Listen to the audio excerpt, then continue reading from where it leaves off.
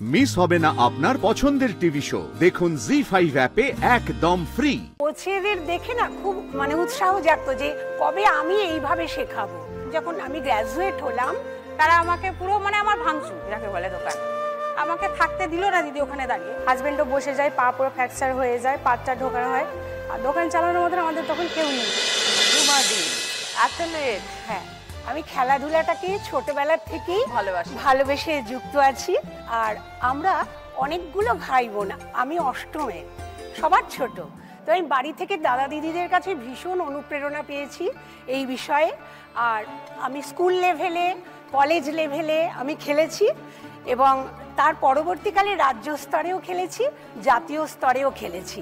তখন কোচেদের দেখে না খুব উৎসাহ জাগতো যে কবে আমি এইভাবে শেখাবো। যখন আমি গ্র্যাজুয়েট হলাম তখন আমার মেজদি আমাকে বললেন যে তুই এক কাজ কর, ফিজিক্যাল এডুকেশন টিচার ট্রেনিংটা নে, তাহলে তুই শেখাতে পারবি। আমি তখন সেই ট্রেনিংটা নিলাম হেস্টিংস থেকে এবং পরবর্তীতে আমি ইন্টারভিউ দিলাম একটি স্কুলে এবং সেই সময়ে আমাকে নেওয়া হলো, আমি যুক্ত হলাম স্কুলে এবং মেয়েদের তখন থেকে খেলাচ্ছি। সব ধরনের খেলা খেলাতে? সব ধরনের, স্কুল লেভেল তো সব। আপনি ফিজিক্যাল এডুকেশন টিচারে কত বছর ছিলেন? এবারে এইভাবে চাকরি করতে করতে আমি 2020-তে রিটায়ার করেছি। আপনি কোন কোন ইভেন্টে পার্টিসিপেট করছেন? ছোটবেলায় ছিল অ্যাথলেটিক্সের রানিং 100, 200, 400, আর ন্যাশনাল যেটা করেছি জাতীয় স্তরে কাবাডি করেছি আর থ্রো বল করেছি। আচ্ছা, তারপরে যখন চাকরি থেকে যখন অবসর গ্রহণ করলাম। এখন কি প্র্যাকটিস করেন রোজ? হ্যাঁ, আমার এখন ইভেন্ট হচ্ছে শর্ট পাট, ডিসকাস আর জ্যাভেলিন। আচ্ছা, তো আমি নিজে এখন 8টা ন্যাশনাল করেছি, 3টে ইন্টারন্যাশনাল করেছি, আর রিসেন্ট আমি সাউথ এশিয়া খেলে আসলাম। তো এই মেডেলগুলো যে পেয়েছেন দিদি, এগুলো কোথা থেকে পেয়েছেন সব? আচ্ছা, এখানে আমার বাংলাদেশের আছে ইন্টারন্যাশনাল, নাসিক থেকে আছে 2টো, আর মেদিনীপুরের ইন্টারন্যাশনাল সেটার থেকেও আছে। এছাড়া রাজস্থান থেকে রিসেন্ট খেলে এসেছি। আমার জ্যাভেলিনে আমি সেকেন্ড হয়েছি। বাহ। আর শর্ট পাটে ফার্স্ট হয়েছি। শরীর সুস্থ রাখতে হবে। ঠিক ঠিক। ভালো থাকবেন রুমাদি, খুব ভালো লাগলো কথা বলে। তুমিও ভালো থেকো। Thank you. এবার আমরা খেলা শুরু করি। চেষ্টা চেষ্টা চেষ্টা, পুরস্কার পুরস্কার, দৌড় দৌড় দৌড় দৌড় দৌড়, মেডেল মেডেল মেডেল। উমা সোনার কাজের সাথে যুক্ত, কিভাবে শুরু হলো? তো এগুলো কি সব বিয়ের পরে শিখেছো?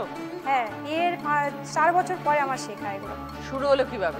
শুরু হলো আমি ছোটবেলাটা আমার খুব কষ্টেই কেটেছে। আমি বাবা মায়ের একটা মাত্র মেয়ে।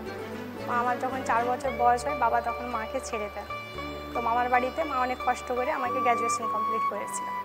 তারপরে পড়াশোনার পরে আমার বিয়ে হয়।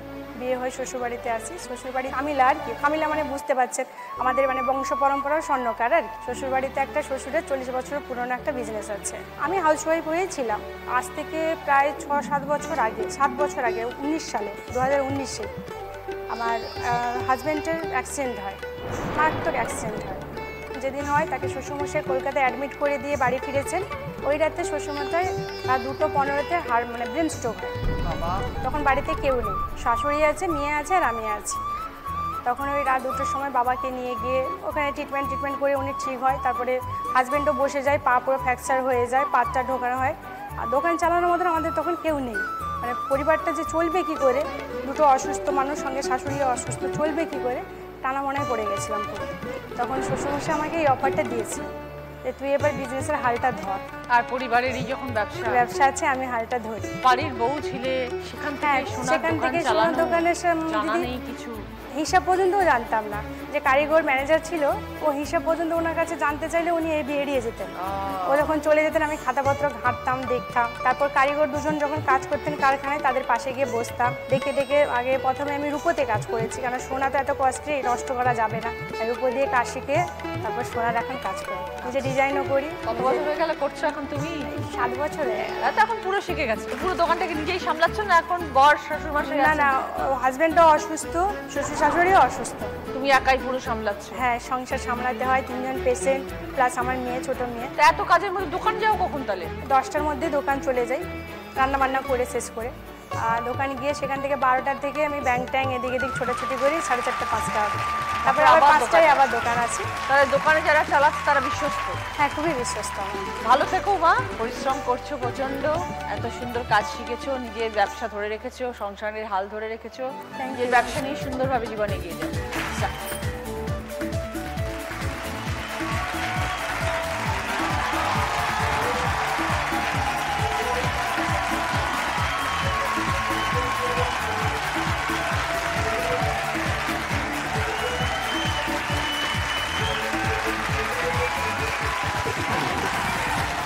দীপালি, ফাস্ট ফুডের বিজনেস কতদিন হলো শুরু করেছো?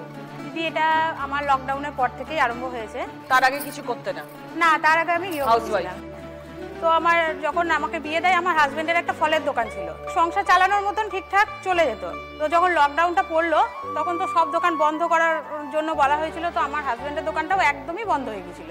তো এমন পরিস্থিতিতে পড়ে গেলাম দিদি, যে ছেলে মেয়েকে খাওয়াবো কি সেটাই বুঝতে পারছিলাম না। তো আমার একটা ছেলে আছে, একটা মেয়ে আছে, ছেলে মাধ্যমিক দেবে। তখন আমার দাদাকে বললাম, দাদা তুই আমাকে শুধু একটা টেবিল লাগিয়ে দে কোনো রকম, আমি সেখানেই মোমোর দোকান খুলবো। তো সেখান থেকেই আমার সিউড়িতে আসা, সিউড়িতে এসে ওই শুধু একটা ছোট্ট টেবিল লাগিয়ে মোমোর দোকান খোলা হয়। এবার দিদি, যদি আমি একটা রেস্টুরেন্ট খুলতে যাই সেটা তো আমার ক্ষমতা নেই দিদি, সেই কারণে দিদি আমি শুধু একটা ছোট্ট টেবিল লাগিয়ে মোমোর দোকান খুলি। কিন্তু দিদি পরিস্থিতি এমন পর্যায়ে চলে আসে, মোমো লাগিয়ে পাশে যেই দোকান থাকে তারা আমাকে পুরো আমার ভাঙচুর যাকে বলে দোকান, আমাকে থাকতে দিল না দিদি ওখানে দাঁড়িয়ে।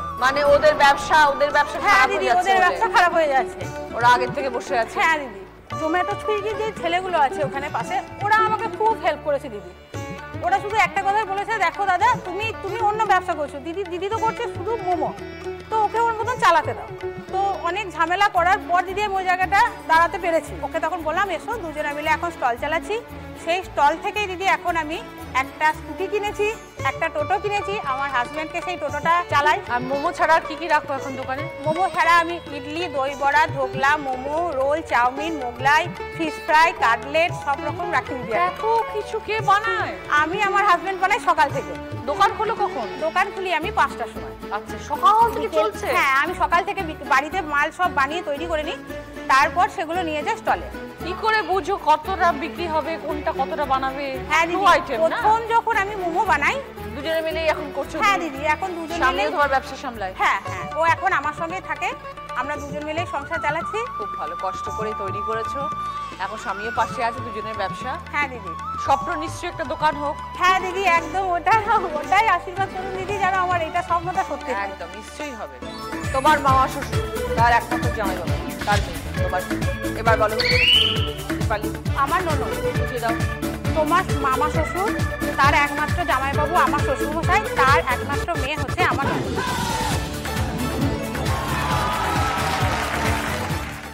জি5 ডাউনলোড করুন আর সব এপিসোড দেখুন একদম ফ্রি।